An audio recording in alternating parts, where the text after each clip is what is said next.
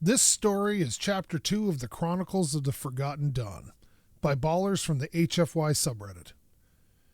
Humanity's ascent during the war at the Azuri was as meteoric as it was terrifying, a force of nature that defied the logic of the galaxy's most advanced civilizations. From the first staggering defeats to their eventual dominance, humanity evolved, not over centuries as most species had, but in the blink of an eye.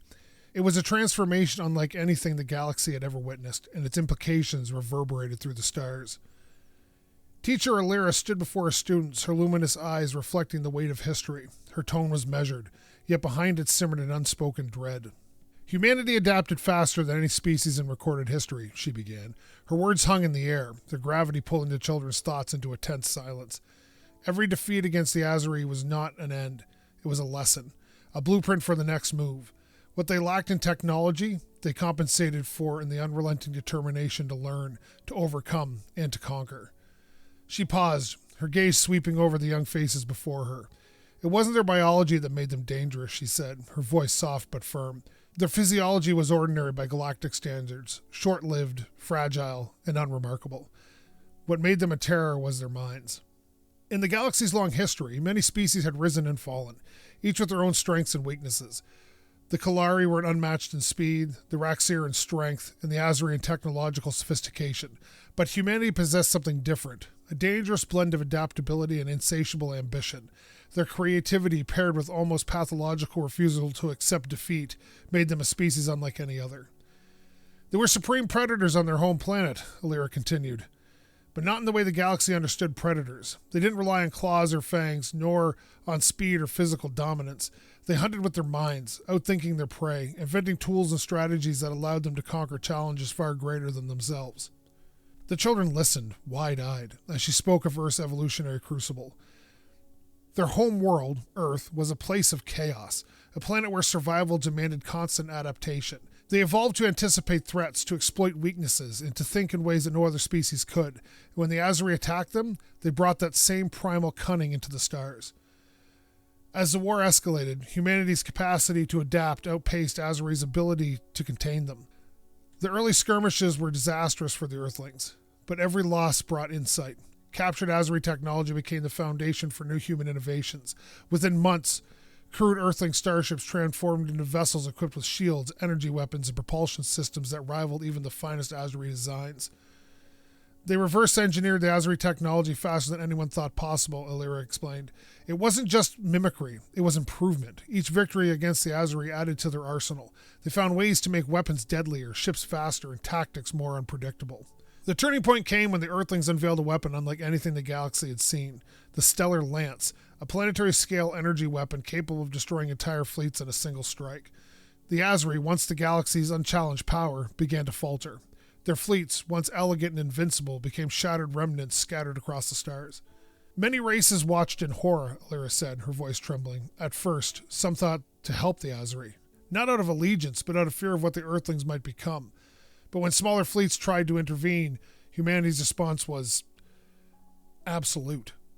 She paused, her luminous eyes narrowing. To resist the Earthlings was to face annihilation. The children shivered as Alira described humanity's growing conquests. For many species, war was a matter of survival or territory. For humanity, it was something else, a challenge, a puzzle to be solved. They approached conflict as if it was a game of strategy, each move calculated to exploit their opponent's weaknesses. They were tireless, Alira continued. While other species relied on tradition and ritual, humanity broke the rules. Their willingness to sacrifice, to adapt, to defy every convention of warfare made them unstoppable. One by one, the galaxy's great powers fell silent. The Azuri were first to face extinction. Their homeworld was scorched by orbital bombardments that left no survivors.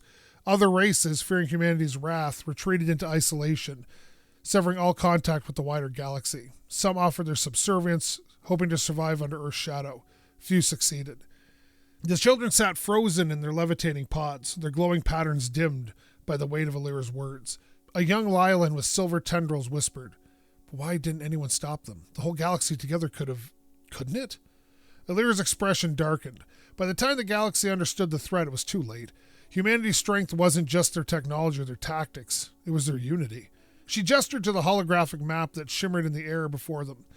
displaying the vast territories now under human control. Unlike most species, they didn't fracture under pressure.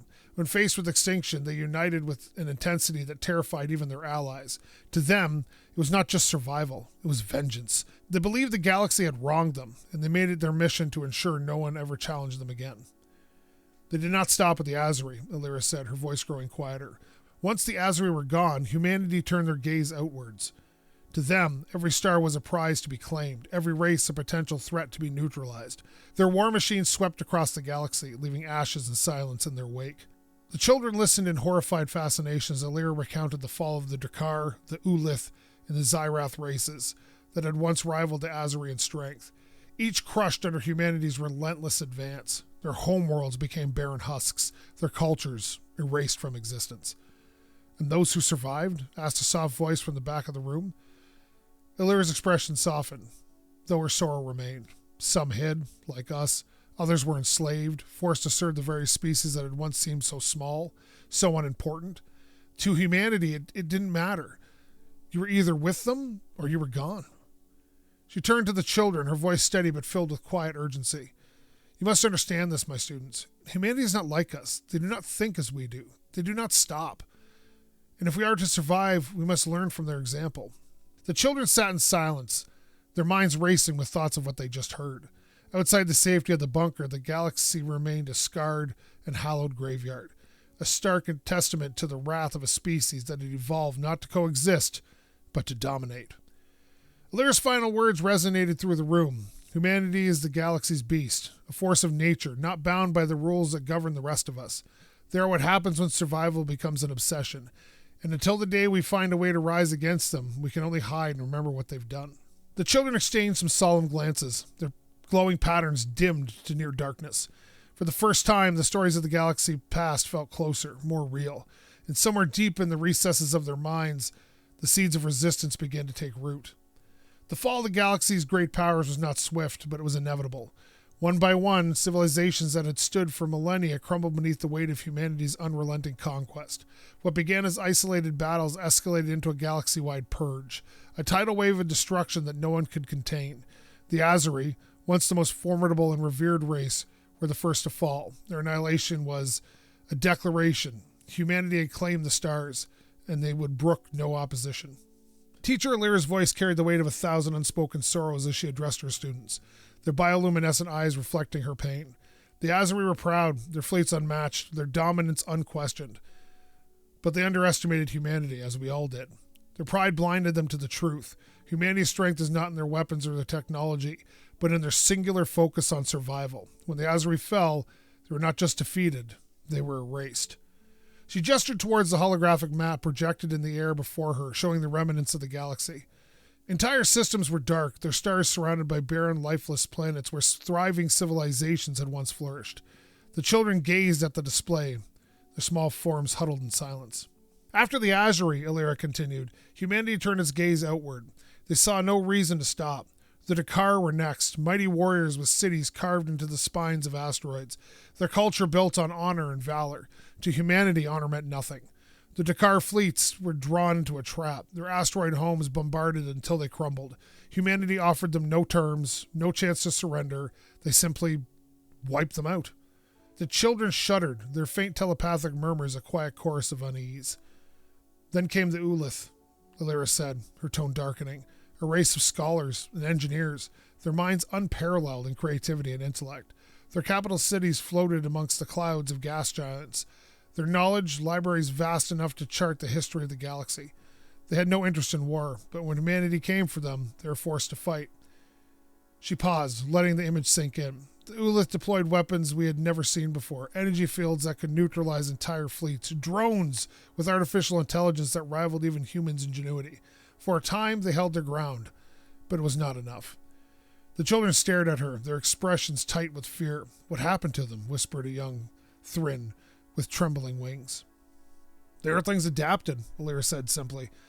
As they always did, they found ways to bypass the Ulith's shields, to outsmart their drones, and when they reached the Ulith's floating cities, they did what they had done to the Azuri and the Drakkar. They left nothing behind, not a single archive, not a single soul. The room was silent, the children's bioluminescence dimming as they absorbed the weight of her words. The Days, Illyra continued, her voice softening, tried to stop it. They tried to reason with humanity, to appeal to the ideals that had once seen in them. Curiosity, cooperation, a desire for knowledge. But by then, the Earthlings were no longer the fledgling race the Days had nurtured. They were conquerors, and they would not listen. The Days were among the galaxy's most ancient and revered races, their wisdom and neutrality respected by all. They had been the architects of many interstellar alliances, mediators in countless disputes, but when they stood before humanity offering peace, their overtures were met with scorn. The Earthlings saw their offer not as an olive branch, but as a weakness, Illyra said bitterly. To humanity, anyone who was not an ally was an enemy, and enemies were to be destroyed. She paused, her luminous gaze sweeping over the children. Our ancestors realized too late what they had unleashed. They had given humanity the tools to reach the stars, but they had not accounted for the hunger that drove them. Some among the Days fought back, but their fleets were no match for the monsters they had created. Others fled, scattering to the edges of the galaxy, and those who could, hid. And so, Illyra said, her voice dropping to a whisper, the galaxy fell silent. The children sat frozen in their pods, their glowing patterns reduced to faint flickers. The map behind Illyra shifted, displaying the galaxy as it had been before the wars, vibrant, alive, teeming with trading routes, alliances, and cultural centers. Then, with a single motion of her hand, she replaced it with a modern map. Most of the systems were dark, their names erased. Only a few clusters remained lit, isolated remnants of what had once been.